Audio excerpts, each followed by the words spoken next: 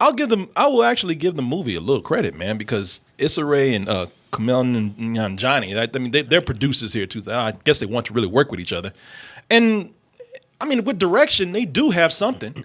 You know, like I said, at the beginning of the movie, where they had a story of them getting together, where they had something to work with. It was cute. Yeah, it was cute. Where they had an actual script. Yeah, where stuff was actually written on the paper. Yeah. Did you notice they didn't have a whole lot of lines? They weren't ad-libbing or anything, improv, and they had something to work with. Natural chemistry was there. You just saw it in front of you. I was like, wow, okay, this is great. So I think that they're good together. It's just like, man, I'm just like not a fan of having no direction, letting people go.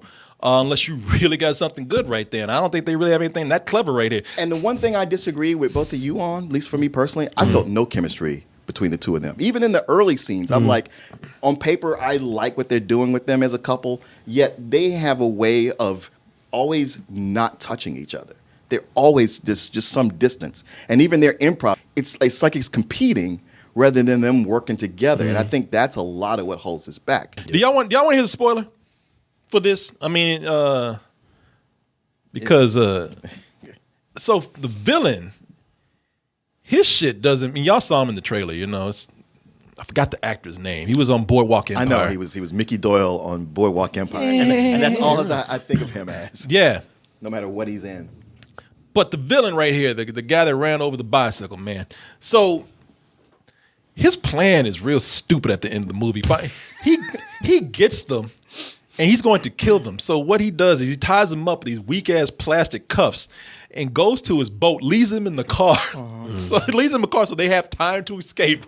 So he goes there to clean his boat and everything and make everything nice for the bodies. He didn't say get out the car or anything. I shoot them right in the car. Them, before. You know, of course, he just leaves them in the car and they find the lighter. They use their teeth to use Issa Rae, use their mouth or whatever to like get the cuffs loose on Kumail Nanjiani, and of course they get away. That's not the big part, but when they get on the boat, they get into a fight with his dumb ass, and they start arguing and everything, and he's like, oh, you two, how are you two together? You're such a stupid couple, pretty much saying what we're thinking.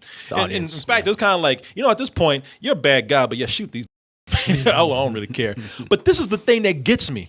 So they get into a scuffle. They knock the villain out and they knock him into the water. Yeah. Okay, cool. He's dead. They're sitting up there having a good conversation, the kind of thing you're talking about. Hey, we really should rethink this whole thing. Do we really want to break up? We're good together. And then all of a sudden he pulls a Jason Voorhees out the water. Ah! Yeah. And they knock him out again. And he's in the water. He stays in the water long enough to die, to drown. But they cut to another shot where the police arrive and they're like, well, we got the suspect. They don't tell you how they fished him out. He's still alive. Hours later. It's fucking daytime. It's night. It's like the dead of night when we first leave them. And then, I don't know, like it's 6 a.m. or something. He's in the water. Yeah, this day, the dawn is coming up and somehow they fished his ass out the water and he's still alive. And in fact, he's even looking at them like, I could have got away with it weren't for you colored people. He really does. And it's like Scooby-Doo villain. Yeah, it's a Scooby-Doo, and I'm just like, how the y'all gonna like show me where he clearly drowned, and you ain't going to explain how he survived? Or how he was a member of the police force.